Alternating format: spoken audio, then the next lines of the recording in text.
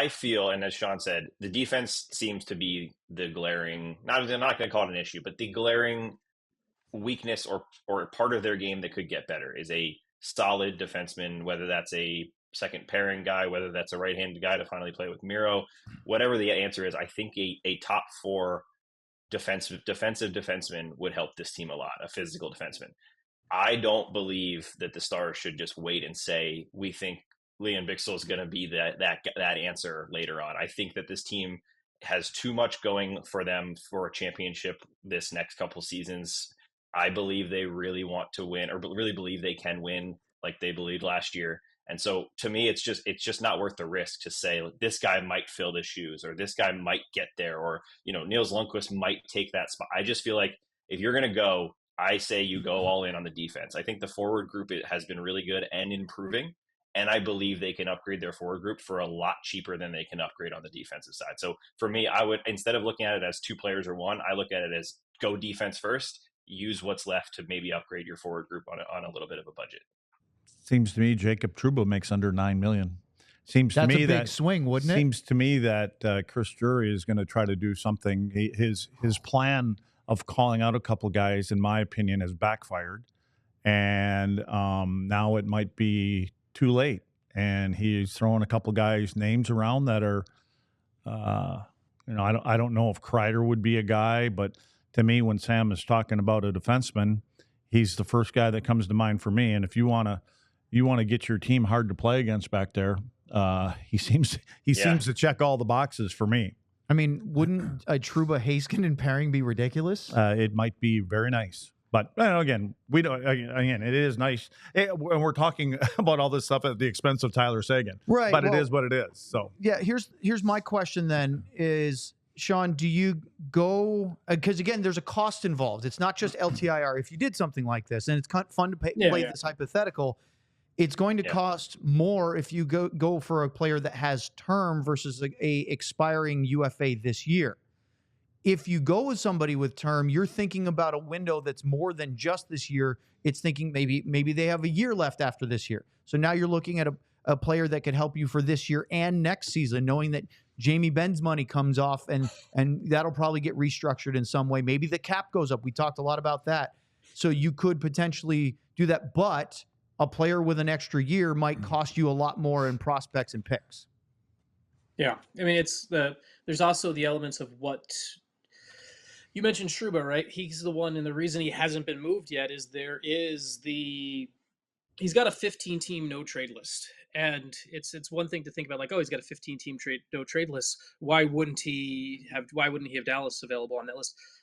The key with how no trade lists work is if you're a smart player and agent, you structure your 15-team no trade list so that you effectively have a full no trade list and a full, because you can go through and list the 15 least desirable destinations are available to you. So like for example, the Ducks and the Sharks and a bunch of West Coast teams, right? Or you have Trouba could have probably has New Jersey and the Islanders, and he probably has Philly probably on his like okay to trade list. He can effectively list all, and his agent can go through and look at all the teams with cap space and list 15. Basically, like if I could do it right now easily, we could go to Puckpedia right now. We could go through, and Jacob Trouba's no trade list could be, he's like, oh well, I might know there's one. I'm looking at it right now. 1, 2, 3, 4, 5. There's about 6. There's so many teams right up against the cap where Trouba could just list the 15 teams closest to the cap that couldn't make the deal. Exactly, that could make the deal. And it's like, okay, or you talk about the undesirables, the ones that are down at the bottom of the standings. Are they giving up picks and prospects? No. Exactly. So right? So it's a space where he has more control. I also am a big believer in if you're this. I think the Stars have done a really good job of moving windows. The one that someone mentioned to me the other day would be a good fit for Dallas, and I'm not reporting this. This is just I was talking to a scout watching the game the other day, and they're like, I'd love to see Josh Norris in Dallas. They brought up Josh Norris coming in as a defensive fit, a guy who's got term, a guy who can be part of that window. And so that's the one that's been percolating in my brain. And I want to be clear, that was just a random scout suggestion watching a game the other night. Not me reporting it at all, but he said, hey, like, look at Josh Norris as a guy, like, if I'm the Stars, that'd be one I would circle. I love what Luddy brought up Trouba, because I was thinking the way that Sean was. I was thinking about the teams that are down at the bottom of the standings in the two conferences that are looking to offload players because they realize, as Lud says, there's not 32 teams that are close to winning a Stanley Cup. So those teams are going to try to do something. And then I started thinking about which players might be of interest. And you mentioned Ottawa, and my first, as I was skimming potential UFAs, was Claude Giroux. Would he be an interesting piece? I think he's at about $5 million. Does he even want to go? He signed with Ottawa to go back home. Who knows? But that's somebody that you could add and still have some room to make a defenseman move if you want. But at the same time, Sam, Trouba would be a home run swing, and I'm not sure I'm against that either. Yeah, there's a couple. I know Rasmus Anderson has been brought up a few times as well, another right-handed defenseman. But Sean made a really good point. I don't even remember if it was on a show, just talking off the air, but teams move windows, right? So as Sean said, the thing that I kind of almost forgot to implement with this Stars team is that they are now a championship contender. So all the untouchables that we always talked about for the Stars over the last 5, 6, 7 years, not everyone's an untouchable anymore, because as Sean put it, untouchables are only untouchables if you don't believe that that move is going to win you a Stanley Cup right now.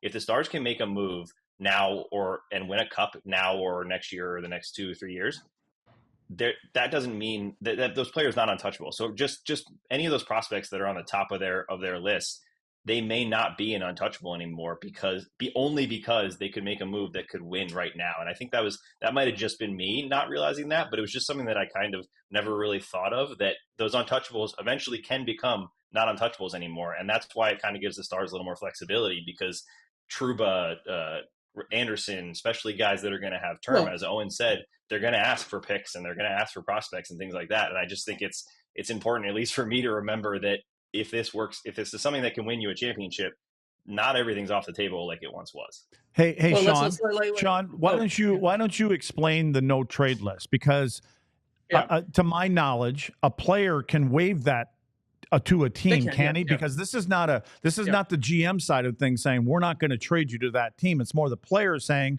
which generally they all list the Canadian teams, mainly because of dollars, right? Because of the tax. But if his, just say for instance, if he for some reason he had Dallas on that list, he can waive that.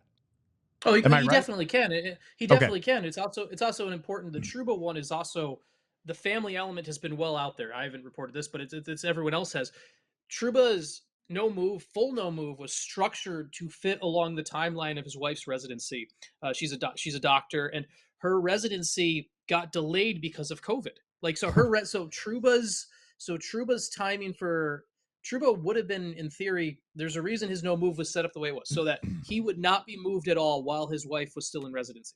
She's still in residency, and so he is at a spot where it is very important for him from a family perspective to be where his wife is. And that is something that is very important for him. So he can effectively structure this list where he can waive it, but does he want to? And that's why I guarantee you, New Jersey and the Islanders are both available. He could easily be traded to New Jersey and the Islanders because he doesn't have to move at all, right? Like, he could easily stay right there in the Northeast.